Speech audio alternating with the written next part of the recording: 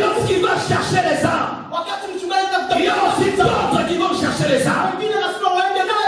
Lorsqu'il a le souci de l'œuvre de Dieu, les autres aussi ont le souci de Dieu. Lorsque dans une église, c'est seulement le leader qui est consacré.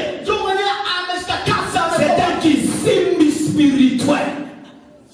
Il simbi spirituel.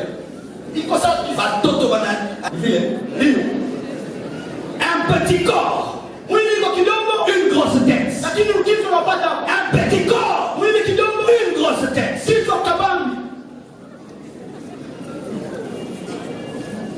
Le pasteur fait 40 jours de jeûne. Les gens sont en train de manger. Ils sont en train de manger. J'ai vu ça dans une église. Je trouve le pasteur dans un jeûne de 21 jours. Maigre. En train de chercher Dieu.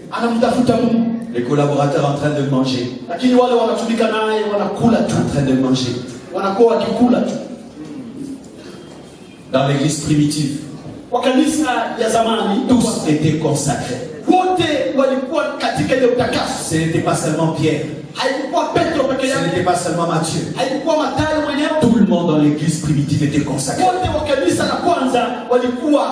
Ne vous glorifiez pas d'avoir un pasteur qui prêche la sainteté. Vous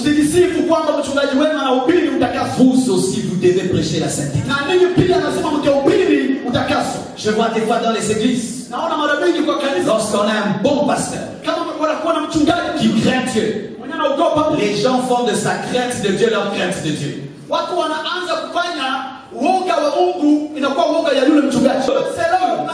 Ça fait quoi? Que je sois ton pasteur, ça ne te sauve pas. Si moi je crains Dieu, c'est ma crainte de Dieu, ce n'est pas ta crainte de Dieu. Tu vois les fidèles qui sont impudiques, qui trompent la femme, mais qui se glorifient. Pasteur wetu, pasteur Abana boga ya Mungu moya. Il craint Dieu. Mais il comme vous savez, et lui il est dans le péché. Mungu kimya sana. C'est trop calme. Et ma prédication clôture. C'est une prédication de clôture. Et dans d'autres églises, quand les collaborateurs voient le pasteur craindre Dieu, se consacrer, ils le prennent en modèle. Quand ils jeûnent, eux aussi jeûnent. Quand ils donnent, eux aussi donnent. Quand il veut évangéliser, eux aussi vont évangéliser. Quand il fait des veillées, eux aussi vont veiller. Il est fidèle à sa femme, eux aussi sont fidèles à leur femme. Il est un bon père, eux aussi sont des bons pères. Il craint Dieu, eux aussi craignent Dieu. Ce sont des églises où le pasteur, les anciens, les diacres, les prédicateurs, les serviteurs à l'église craignent Dieu. J'espère que serviteurs de Dieu, vous craignez Dieu. Parce que le titre ne sauve personne. Vous devez avoir la réalité dans votre vie secrète, votre vie personnelle. Une église était détruite à Lubumbashi. Le péché entre dans le pasteur. Il commence l'adultère. Au lieu que les serviteurs disent non, on ne fait pas comme lui, eux aussi commencent des grossesses, des avortements et des meurtres dans l'église. L'église est morte. Être appelé serviteur à l'église, ce n'est pas un rang. Une dimension spirituelle. Ou quand les fidèles vous regardent, ils vous prennent en exemple par votre vie secrète, par la vie publique. La vie publique est remplie d'hypocrisie.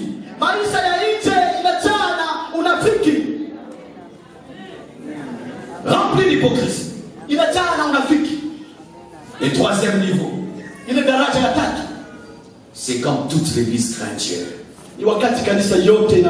C'est ça la parole. La Bible dit que dans l'église primitive, tous étaient dans la crainte. Commençons par les apôtres jusqu'au dernier des fidèles. J'entends certains disent, moi je vais seulement à l'église, eux qui craignent Dieu. Moi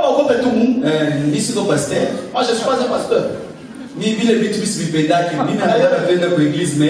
gens des choses. Je n'aime pas. Je vais seulement là, mais je ne suis pas un pasteur. Je vous regarde servir Dieu.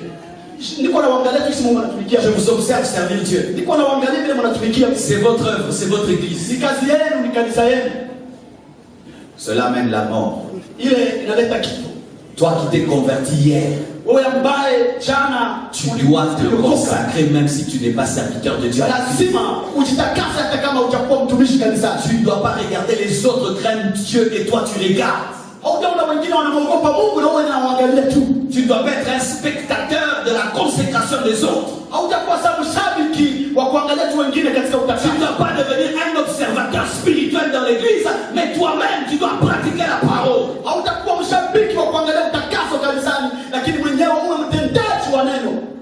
Sinon, voici ce qui arrive. Le jour de l'enlèvement, tu viendras à l'église, mais tu resteras. Jésus prendra les personnes qui sont dans le lieu très saint. Et les gens seront en train de fermer les yeux. Et ils ouvrent. Il y a un groupe de gens qui est parti. Les frères et sœurs, aujourd'hui, aller à l'église c'est devenu un mouvement.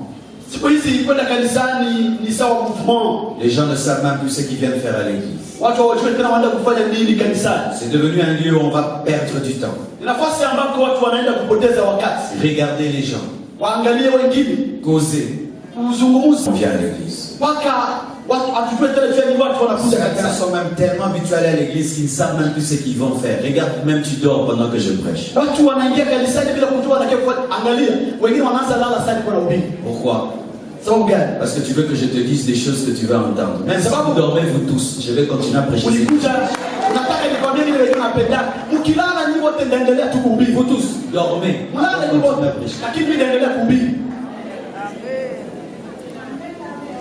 Il n'y a pas le Dieu des pasteurs et le Dieu des fidèles. Il n'y a pas la consécration des pasteurs et la consécration des fidèles. La force de l'église primitive, c'est que tout le monde était consacré. Et quelle était la conséquence? Des miracles, des prodiges, des prodiges, des miracles, des prodiges, des bénédictions. Pourquoi? Quand il y a la sainteté dans l'église, vous n'avez même pas besoin de demander des guérisons. Les malades seront guéris. Vous n'avez même pas besoin de demander les enfants. Les femmes stériles vont enfanter. Vous n'avez même pas besoin de chasser les démons. Les démons vont fuir. Tous étaient dans la crainte. L'homme qui est assis là, qui est-il? Qui es-tu dans ta vraie vie? Qui es-tu? Voleur, impudique, sorcier, menteur, tricheur, avorteur. Qui es-tu? Aujourd'hui tu peux te repentir. Aujourd'hui tu peux te mettre en ordre avec Dieu. Quitter le parvis. Quitter le lieu saint. utoke hata mahali patakatifu et entrer dans le lieu très saint. na uingie pale kwenye kuwa zaidi ya patakatifu Pour toi-même, kwa ajili yako mwenyewe, pas pour l'église, sio kwa kanisa, pas pour le pasteur, sio juu ya mchungaji, pas pour ta femme, sio juu ya mke wako, ni pour ton mari, si kwa mume wako, pour toi-même. ile utaifanya juu yako mwenyewe. Que Dieu vous bénisse Mungu awabariki abondamment. awabariki zaidi. Pourquoi il me voit dit, pasteur, je vais ton onction, je vais ton onction. Mais lui m'a dit, pasteur, je veux me mettre en ordre avec Dieu. Wengi wananiambia nataka upako wako. Yeye akasema nataka niweke maisha yangu kwa mstari ya Mungu. Approchez-vous. Msapie huku mbele, tutaomba pamoja. Qui es-tu? Uko nani? Qui es-tu vraiment? Uko nani kweli? Quelle est ta vraie vie? Maisha yako ya kweli ni nini? Au-delà de cette foule, qui es-tu? Kutoka mwa hii kundi, uko nani? Au-delà du département dans lequel tu es, qui es-tu vraiment? Usipojalisha ile kundi la kuwa ndani, uko nani kama hauko pale? Est-ce que la vie que tu mènes te garantit le ciel? Je, maisha unayoishi inakuhakikishia mbingu? Est-ce que tu es d'accord avec la vie que tu mènes? Je, Mungu anakubaliana na maisha yenyewe unaishi leo? Si ta conscience te reproche, sache que Dieu te reproche également. Ikiwa dhamiri yako inakuhakikishia kitu mbaya, ujue kwamba hata Mungu hapendi ile kitu. Si déjà tu n'as pas la paix par la vie que tu mènes, sache que tu n'as pas la paix de Dieu. Ukisikia tu maisha tunapitia unaishi haikuletea amani, na ujue kwamba na amani kweli hauna nayo. Si tu meurs maintenant, tu iras. Kama ukikufa leo utaenda wapi? Si tu meurs maintenant, tu iras où? Kama ungekufa saa hizi utaenda wapi? Si Dieu te ravissait le souffle de vie que tu as dans tes narines, où vas-tu finir? Mungu angekunyang'anya ile pumzi unakuwa nayo ukipumua kwa mapua yako, utaenda wapi sasa hivi? Quel est ce péché que Dieu te reproche mais que tu n'abandonnes jamais? Dhambi gani ile kila wakati Mungu anakukumbusha hayo lakini hutaki kuitubu? Un jour dans ma vie, j'ai pris la décision de donner ma vie à Jésus. Siku moja kwa maisha yangu nimekamata uamuzi wa kumpa Yesu maisha yangu. J'étais lié par l'impudicité, j'étais lié par la musique du monde. Nilikuwa nimefungwa juu ya zinaa na muziki ya kidunia. Et j'étais dans le mensonge et l'orgueil. Na nilikuwa katika uongo na kiburi. J'adorais les stars de la musique. Nilikuwa nikiwaabudu wale wafanya muziki wenye kujulikana sana, wale mastaa. Le jour que j'ai donné ma vie à Jésus, lakini ile siku nikampa Yesu maisha yangu, j'ai ressenti la paix qu'aucune star de la musique ne pouvait me donner. Nikapata amani ambayo hakuna star wa muziki ya dunia angenipa. Il a changé ma vie. Akabadilisha maisha yangu. Il a fait de moi son serviteur. Akanifanya kuwa mtumishi wake. Il a béni ma vie. Akabariki maisha yangu. Il m'a béni avec une bonne femme et de bons enfants. Akanibariki mke mzuri na watoto wazuri. Je suis heureux. Ninakuwa na heshima, nimekuwa na baraka. Et je ne mène pas ma vie en fonction de l'église. Siishi maisha yangu kulingana na kanisa. Pas parce que je suis pasteur. Si kwamba niko mchungaji. Je mène ma vie devant Dieu. Maisha yangu nayaishi mbele za Mungu. Parce que Jésus m'a épousé. Kwa sababu Yesu amenifanya kuwa bibi harusi wake. Watu ambao wanakuwa na picha mbili. Mais sache que malgré ton hypocrisie, Dieu te connaît. Il te connaît tel que tu es. Na ujue kwamba ijapokuwa unafiki wako, Mungu anakujua. Et il veut te pardonner. Na anataka kusamehe. Il veut te sauver. Anataka kuokoe. Il veut te transformer. Anataka kukupindua, kubadilisha. Inclinons nos têtes dans la vie.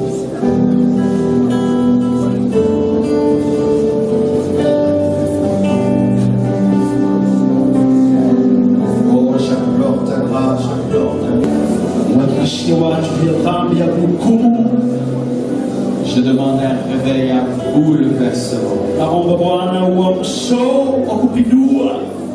Je demande un réveil, je demande un bouleversement. Je demande une transformation. Je demande une révolution spirituelle ce matin. Je demande l'action de ton esprit qui s'attache à ces poids qui sont sales. Malgré que les mouches viennent sur ces choses, mais ils sont toujours attachés. Ils sont toujours attachés. Que Dieu t'ouvre les yeux. Et que tu vois ce péché comme Dieu le voit. Que Dieu t'ouvre les yeux. Et que tu vois le péché comme Dieu le voit.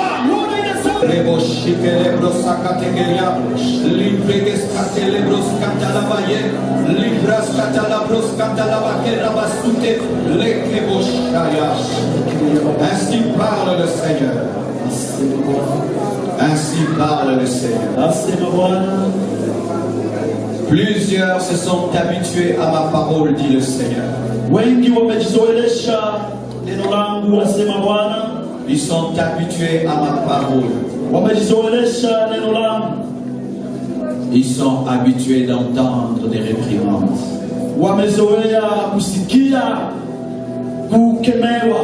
Ils sont habitués, ils sont devenus insensibles.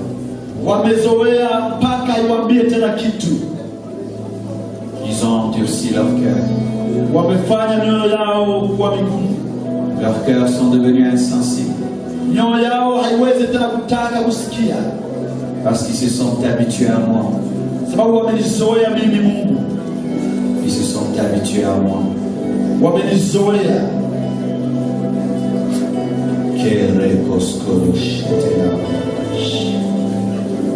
Je suis un feu dévorant, dit le Seigneur. Je suis un feu dévorant, dit l'Éternel. Souvenez-vous de ce que j'ai fait à mon serviteur Moïse. Car je suis un feu dévorant. Ne vous approchez pas de ma présence sans crainte, dit le Seigneur.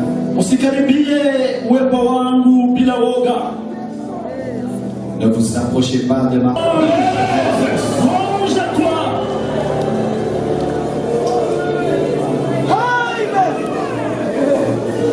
Tu diras ce que Dieu te dira de dire. Et tu le diras sans crainte et sans peur. Ne cherche pas les acclamations des hommes. Ne cherche pas l'argent des hommes. Ne cherche pas l'amitié des hommes. Mais cherche l'amitié de Dieu. Et si tu dois perdre tous tes amis pour garder Dieu,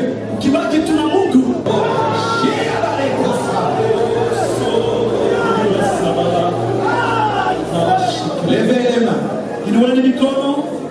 Je vois le chiffre 12. 12 personnes. Ici vont recevoir une onction prophétique. Pas seulement le don de prophétie,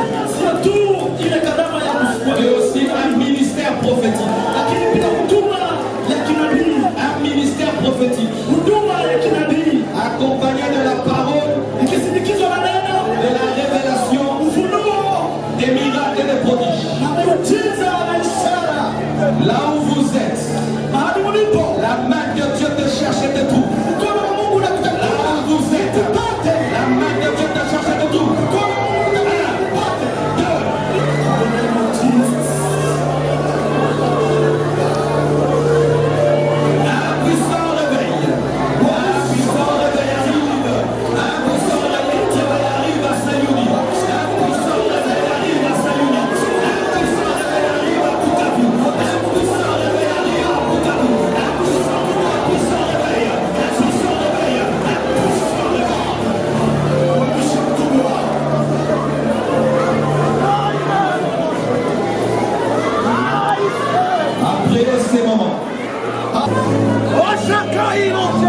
Je répands ma sainteté au milieu de vous, dit le Seigneur.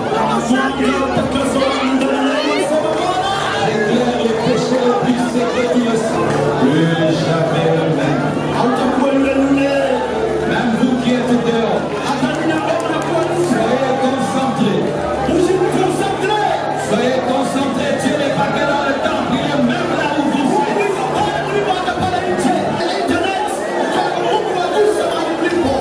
Alléluia. Alléluia. Alléluia.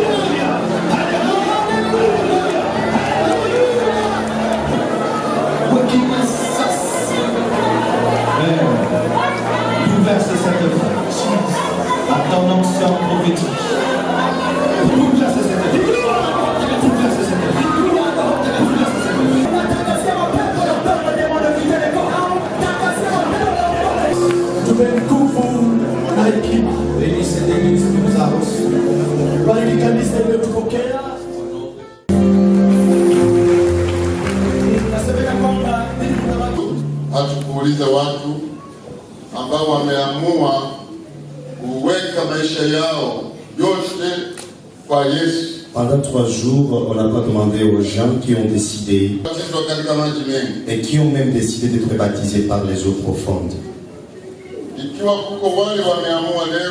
Et s'il y a ceux-là qui ont décidé aujourd'hui, et ils décident même d'être baptisés dans les eaux profondes, et les deux mains.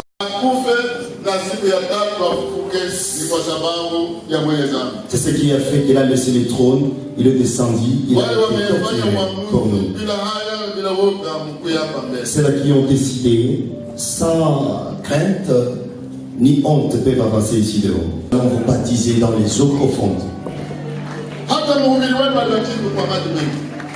Même votre orateur a été baptisé dans les eaux profondes. Le pasteur lui-même a été baptisé dans les eaux profondes. Et j'ai senti une grande joie du pasteur. Tangu vijana wa mama wa baba hata na kwetu watumishi, weke haya mashauri iwe kwetu msaada, na sadaka hizi watoto wako wameleta kwako. Bwana Yesu, naomba uzikubali, na kila aliyeshiriki hapa kwa muda wa siku hizi 3, naomba Mungu utende maajabu na miujiza katika maisha yake. Wale wagonjwa waliombewa uwaponye, wale wenye shida mbalimbali uzitatue. Mungu, wale watumishi wanakuwa wadhaifu kiroho waamshe mara tena. Hata zile nyumba zilitaka kuvunjika uzijenge upya. Wale watoto wamekosa magridi, Mungu fungue mbingu hata watoto hao wasome. Na kushukuru Baba kwa sababu tumesimama mbele zako, naamini uko hapa na uyasikie maombi yetu na sadaka zetu, katika jina la Yesu Kristo Bwana na Mwokozi wetu nimeomba, amen. Pendo la Mungu Baba, neema ya Yesu Kristo na ushirika wa Roho Mtakatifu uende na sisi sote na mkutano wote, tuseme twende na amani na Bwana.